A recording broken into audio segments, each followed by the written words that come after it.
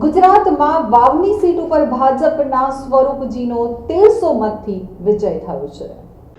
બનાસકાંઠા જિલ્લાની વાવ બેઠક ઉપર ભાજપના સ્વરૂપજી ઠાકોરનો 1300 મતથી વિજય થયો છે। આ બેઠક ઉપર 23 રાઉન્ડની હાથ ધરાયેલી મતગણતરીમાં 21 રાઉન્ડ સુધી કોંગ્રેસના ગુલાબસિંહ રાજપૂત આગળ ચાલી રહ્યા હતા, પરંતુ મતગણતરીના 22 અને 23માં રાઉન્ડમાં ભાજપના સ્વરૂપજી ઠાકોરે કોંગ્રેસના ગુલાબસિંહની લીડ કાપી અને વિજય તરફ આગળ વધ્યા હતા, તો ભારે રસાકસી બાદ કોંગ્રેસના ગુલાબસિંહનો પરાજય થયો છે। વાવ વિધાનસભા બેઠકની પેટા ચૂંટણીના પરિણામ માટે મતગણતરી પૂર્ણ થઈ ચૂકી છે। વાવ બેઠક ઉપર ભાજપના ઉમેદવાર સ્વરૂપજી ઠાકોરની આખરે જીત થઈ ગઈ છે। મતગણતરીના કુલ 23 રાઉન્ડ દરમિયાન ભારે રસાકસીના અંતે ભાજપની જીત થઈ છે।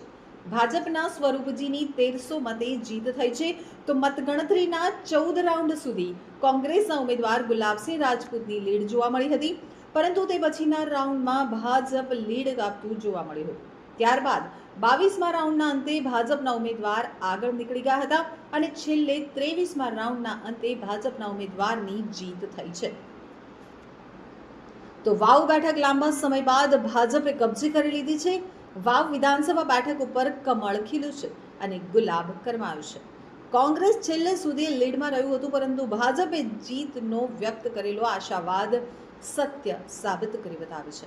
સ્વરૂપજી ઠાકોરે દબદબાભેર જીત મેળવી છે, તો અંતિમ રાઉન્ડમાં 1300 લીડ સાથે સ્વરૂપજી ઠાકોરનો ભવ્ય વિજય થયો છે। વાવમાં જીત એ વટનો સવાલ બની ગયો હતો। ભાજપ અને કોંગ્રેસની ઊંઘ ઉડી ગઈ હતી, તો તે પાછળનું કારણ અપક્ષના ઉમેદવાર હતા। ભાજપે ટિકિટ ન આપતા નારાજ થયેલા માવજી પટેલે અપક્ષ ઉમેદવારી નોંધાવી જોરદાર ટક્કર આપતા જોવા મળ્યા હતા। તો બનાસકાંઠા જિલ્લામાં વાવ વિધાનસભાની પેટા ચૂંટણીમાં જાતિવાદનું રાજકારણ પણ જોવા મળ્યું હતું। ભારતીય જનતા પાર્ટી, કોંગ્રેસ અને અપક્ષના ઉમેદવાર માવજીભાઈ પટેલ આ બેઠક ઉપર જીત મેળવવા માટે દરેક સમાજને મનાવવાનો પ્રયત્ન કર્યો હતો। ગુજરાતમાં પ્રથમ વખત કોઈ એક બેઠકની પેટા ચૂંટણી આટલી આક્રમક રીતે ભાજપ લડી રહ્યું હતું, જેનું મૂળમાં જ્ઞાનીબેન ફેક્ટર હતું, જે 2017થી ભાજપને એક યા બીજી બેઠક ઉપર પરાજિત કરતા રહ્યા છે। 2024ની લોકસભા ચૂંટણીમાં પણ ભાજપના હેટ્રિકના પ્લાનમાં પંક્ચર પાડવામાં સફળતા ગનીબેને મેળવી હતી। તો અગાઉ 2017થી 2022 અને 2024 આમ 3 પેટા ચૂંટણીમાં ભાજપને પરાજિત કર્યા છે।